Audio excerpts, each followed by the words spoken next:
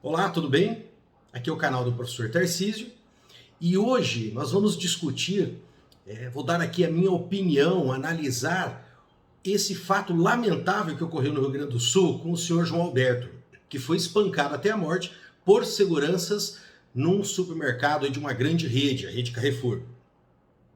E eu acredito que a minha opinião possa contribuir para o melhor entendimento do que nós estamos vivendo, do que ocorreu ali, né, para acontecer aquele fato, ou aqueles fatos, né, que perduraram ali durante certo tempo, com a violência praticada contra o senhor João Alberto, levando inclusive à morte. Tá?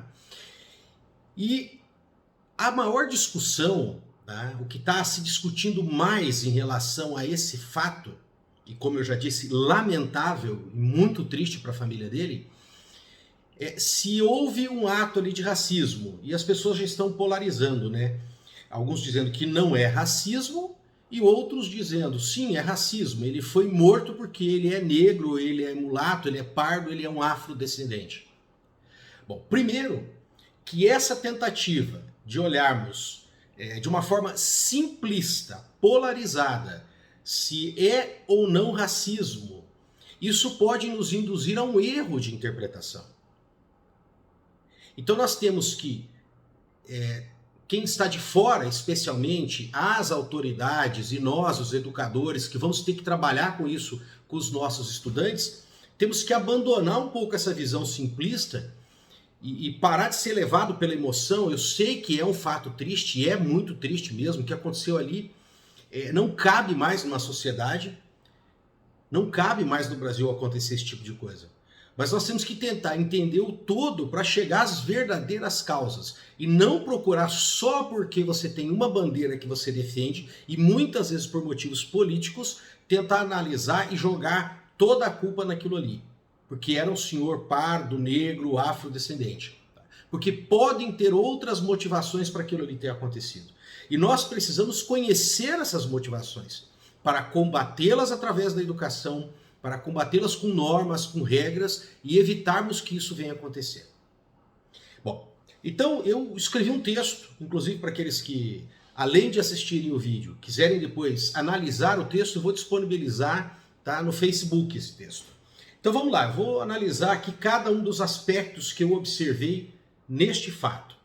Primeiro, se afirma, nós vivemos num país racista. Calma lá. Calma lá. Quando nós falamos que nós vivemos no país racista, nós podemos trazer às pessoas, especialmente a pessoas de outros países, uma confusão de imaginar que nós vivemos num país institucionalmente racista. E isso não é verdade. Nós não temos, gente, na nossa Constituição, dizendo que tem que ter segregação racial, sendo que isso já ocorreu na história. Nós não temos as nossas leis baseadas em segregação racial. Óbvio, isso já ocorreu na nossa história, mas não atualmente. Pelo contrário, institucionalmente, nós criminalizamos o racismo. Racismo é proibido, é tipificado como um crime e as pessoas pagam quando cometem isso, inclusive também até mesmo por injúria racial.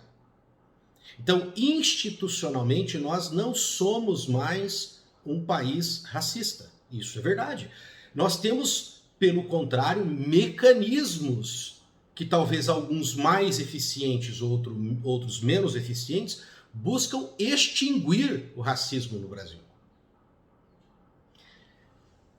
Entretanto, você viver num país que não é mais institucionalmente racista, que pelo contrário, as suas instituições, as suas políticas públicas visam combater o racismo, não quer dizer que nós não tenhamos pessoas racistas no Brasil. E temos sim. Então vamos esclarecer. Não vivemos mais num país institucionalmente racista, ao contrário, institucionalmente nós combatemos o racismo, mas nós temos o racismo enraizado no povo brasileiro. Nós temos muitas pessoas com comportamento racista, com atos racistas, com a mentalidade racista. Sim, isso é verdade. Agora, fica aquela pergunta. Por que pessoas afirmam que não há racismo no Brasil? E daí nós podemos olhar como exemplo a opinião que foi dada pelo general Hamilton Mourão, vice-presidente. E como que ele pode afirmar isso, que não tem racismo no Brasil? Ora, ele mesmo já se corrigiu na outra declaração que ele fez. Ele falou assim, é minha opinião. Então nós temos que distinguir aqui. Uma coisa é a percepção pessoal do racismo. E a pessoa pode não perceber que há racismo, né, nos brasileiros, na concepção, né, sobre sociedade, nos atos das pessoas. Ele pode não perceber isso, até no ambiente onde ele vive. Talvez lá, entre os militares, isso realmente não tenha. Mas o racismo, ele não pode ser baseado só na percepção pessoal. Nós temos que tratar ele como um fenômeno social. Então, para definir ou não se há atos racistas, tá, comportamentos racistas em um país, nós temos que estabelecer parâmetros objetivos, pesquisar com muitas pessoas. E daí nós vamos para dois lados. Então aqui já fez uma divisão, né, do racismo enquanto percepção pessoal e do racismo enquanto fenômeno social a ser estudado com parâmetros objetivos. Dentro desse que vai ser estudado, né, com parâmetros objetivos, nós podemos nos utilizar de uma forma indireta de constatar o racismo. Por exemplo, o que o IBGE faz e boa parte das políticas públicas adota esses parâmetros para combater o racismo? As diferenças sociais e econômicas, as diferenças de oportunidades, o número de pessoas que estão presas, por exemplo, que sua maioria são negros, o número de pessoas que ocupam cargos importantes, tanto no Estado como nas empresas. Por exemplo, os nossos políticos, os nossos representantes no Congresso Nacional. São quem, em sua maioria? As pessoas que entram numa universidade. Então, com esses parâmetros sociais e econômicos, a gente pode indiretamente, cuidado, as pessoas também cometem esse erro de achar que essa diferença por esses dados socioeconômicos já é diretamente uma manifestação de racismo. Não é. Isso são dados que a gente pode concluir indiretamente que vivemos sim num país onde negros têm menor oportunidade. Mas o fato de negros terem uma menor quantidade de oportunidades ou melhores oportunidades não necessariamente é fruto de racismo. Podem até ter outras causas. É óbvio, a minha opinião nesse caso, e pelo que você percebe nos estudos, é sim fruto de racismo no Brasil. Mas não é a única causa, então cuidado com isso. Quando nós estudamos, tá, esse fenômeno social que é o racismo, através de dados socioeconômicos, da diferença que tem hoje entre as oportunidades, os cargos que são ocupados, né, as posições sociais que são ocupadas por negros e brancos, nós vamos constatar que realmente tem uma grande diferença. Todavia, tem que ficar bem claro, gente. Essa diferença, ela não é estabelecida única e exclusivamente por racismo. Apesar de que no Brasil, sim, esse elemento racismo é determinante nessas diferenças sociais. Tá, Tarcísio? Então você está querendo dizer que essas diferenças socioeconômicas podem não ser por racismo? Até podem. Bom, mas então nós não comprovamos absolutamente o racismo nesse caso. Sim, é possível fazer esse questionamento. Então, para comprovar mesmo diretamente que há racismo no Brasil, nós temos que olhar os atos racistas. Pessoas realmente praticando isso. Pessoas que estão tratando o outro de uma forma diferente por ele ser de uma raça distinta da sua. Considerá-lo de alguma forma inferior à sua posição racial. E aí nós temos que ir para exemplos, para fatos que ocorrem na sociedade. E aí, meu amigo, é fácil comprovar, porque há dezenas e dezenas e dezenas e dezenas de casos. Nós vivenciamos isso no nosso dia a dia, de pessoas negras ou de qualquer outra raça que são tratadas de uma forma diferente. Vou citar aqui alguns casos que estão na mídia e são famosos, tá? Mas não é só porque tem esses casos aqui, eles ficaram famosos, não. Nós encontramos isso em rodoviárias, lojas, há diversos exemplos como esse. Mas vou citar alguns casos aqui, né? Por exemplo, numa loja de uma grife chamada Animale, houve um caso de um menino que foi expulso da frente da loja, né? A funcionária tentou expulsar um menino que era negro. Todavia, ele era filho de um cliente, né? De um americano que reside aqui no Brasil. Outro caso, um casal de clientes que foi comprar um carro na BMW. E o filho deles, que é negro, adotivo, estava na sala para crianças. Depois de um determinado momento, enquanto o casal olhava o carro, a criança saiu e foi atrás dos pais. E a funcionária também questionou o que o menino negro estava fazendo ali. Terceiro caso, esse ficou mais famoso, né? Que foi a Patrícia Moreira da Silva, que chamou o goleiro Aranha de macaco. As manifestações de racismo no futebol não são exclusividade do Brasil, né? Nós vemos, inclusive, um movimento internacional para combater o racismo no futebol. E como isso ocorre, né, nos campos aí, nos estádios da Europa. Outro caso também de um PM que foi comprar vinho e os seguranças praticamente o obrigaram a retirar as roupas, porque achavam que ele estava roubando. O caso da senhora Louise Stephanie Garcia Gaunt, uma australiana que trabalha no Brasil, e que tem um histórico de injúrias raciais e de atos racistas. Então percebam, revisando aqui, nós podemos estudar de forma indireta o racismo através de dados que estão ali muito bem estudados e dados que estão consolidados pelo IBGE. Você pode ver, eu vou até citar o nome do estudo aqui, ó. Estudo do IBGE, Desigualdades Sociais por Cor ou Raça no Brasil. Mas isso é uma forma indireta, porque nem sempre desigualdades sociais e econômicas podem ser por racismo. Apesar de que, repito, no Brasil, na sua maioria absoluta das vezes, é assim.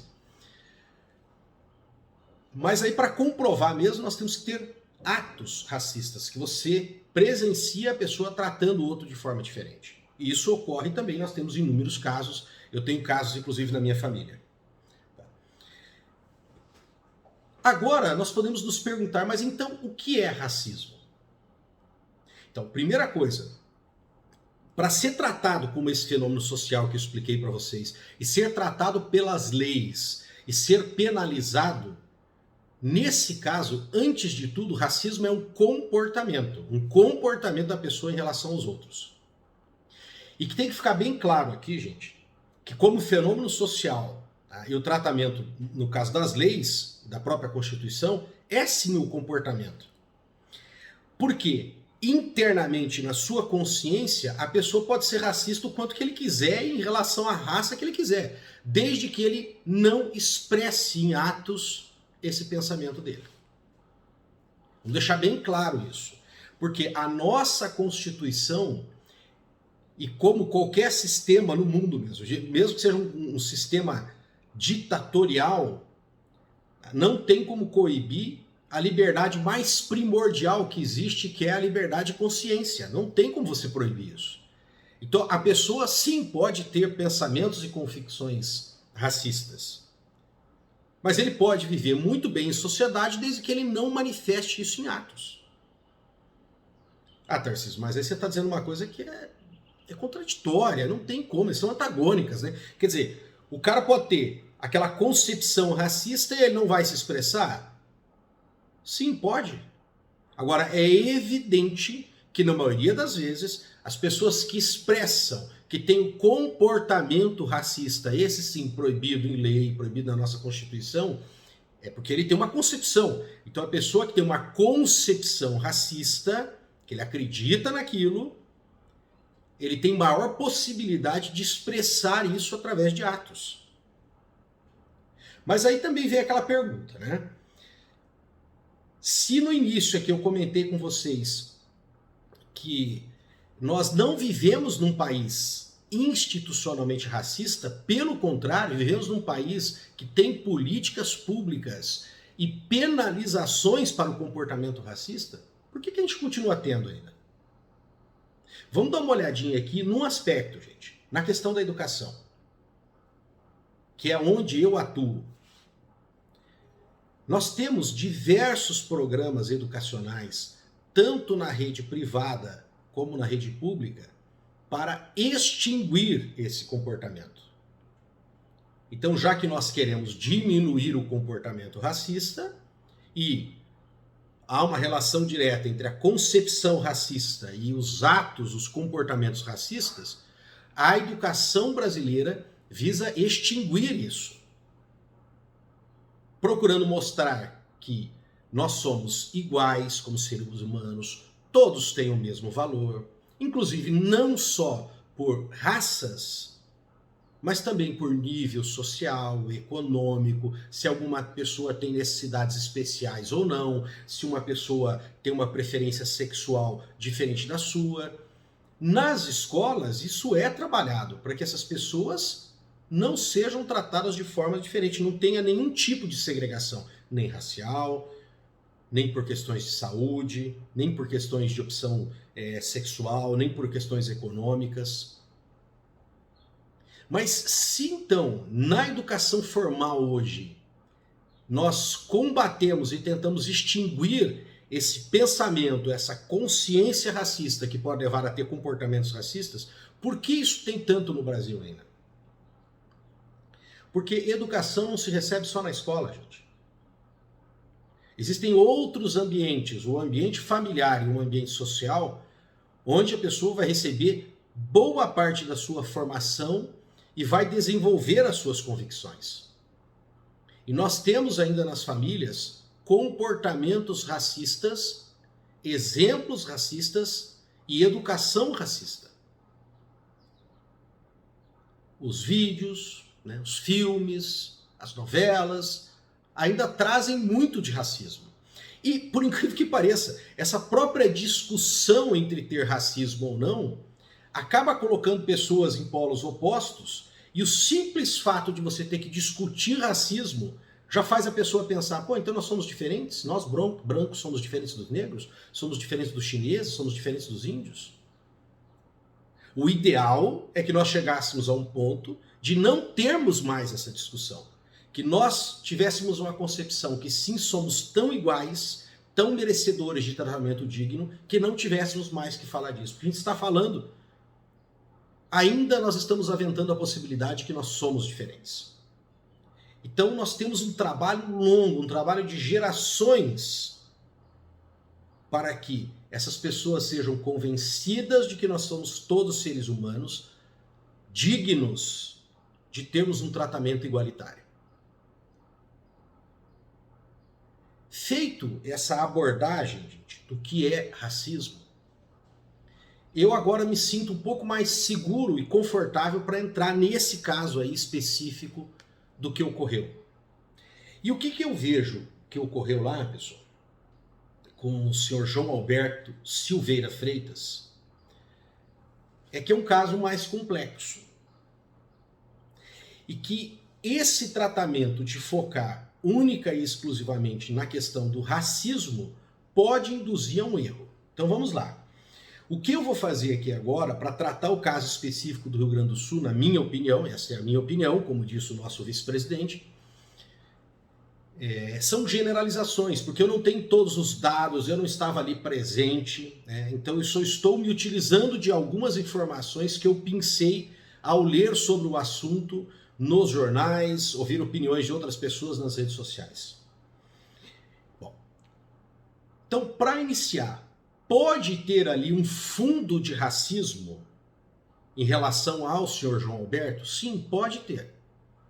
Talvez o tratamento em relação a ele, dentro daquele estabelecimento, já que ele era vizinho e era uma pessoa que ia ali diversas vezes, já pode ter se estabelecido ali um tratamento com algum fundo de racismo pelos funcionários. Todavia, ao que dá a entender, repito, sabendo que isso aqui é uma generalização e eu posso estar errado, Mas dá a entender que o seu João Alberto também era um cliente com alguns problemas. Então nós estamos tratando de um cliente talvez problemático, que viesse criando problemas para os funcionários, talvez em mais de uma oportunidade. Daí, nós vamos para aquilo que eu acredito que seja o mais importante nesse problema. Repito, não abandono a hipótese de que a relação entre os funcionários e o senhor João Alberto tem ali algum tipo de cunho racista. Mas o verdadeiro problema, em minha opinião, está em como essa empresa se relacionou com um cliente problemático. E aí, quando nós falamos de um cliente problemático, e é o que indica até mesmo, né, com ato de violência, quem entra em ação? A segurança. E que tipo de segurança que nós estamos falando? Uma segurança que não soube agir adequadamente. Seguranças totalmente despreparados. E aí cabe uma pergunta, aqui sim a pergunta mais importante que nós temos que fazer. Como que pode uma gigante internacional do varejo ter seguranças tão mal preparados a ponto de cometer esse ato? Por quê?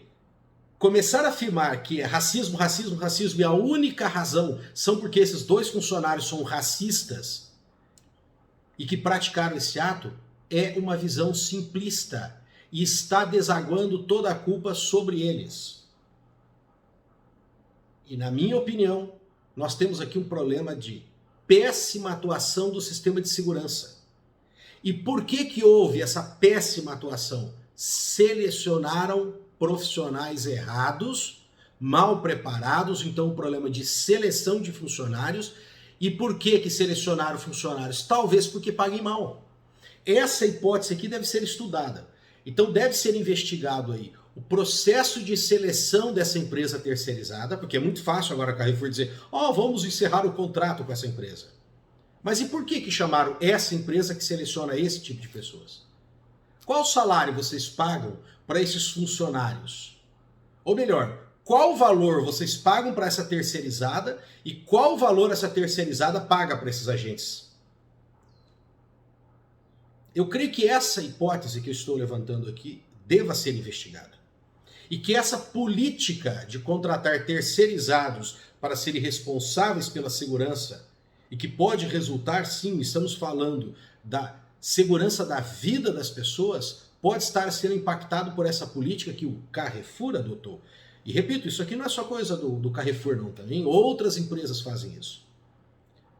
Aqui é o momento de olhar as circunstâncias, né, os fatos de uma forma mais ampla e entender por que essas pessoas tão mal preparadas estavam ali naquele momento para corrigir um fato que poderia ser, talvez, tratado de uma forma mais política, mais branda, com um cliente problemático que pode ocorrer em qualquer lugar do Brasil, independente da cor. Então eu acho que esses fatos devem ser questionados. E por último, eu acho que a brigada, né, que é uma expressão que se utiliza aí para a Polícia Militar do Rio Grande do Sul, também deve ser questionado o seu processo de seleção. Porque pelos dados da imprensa, um desses agentes ali de segurança do Carrefour também era uma pessoa que atuava como servidor na Polícia Militar.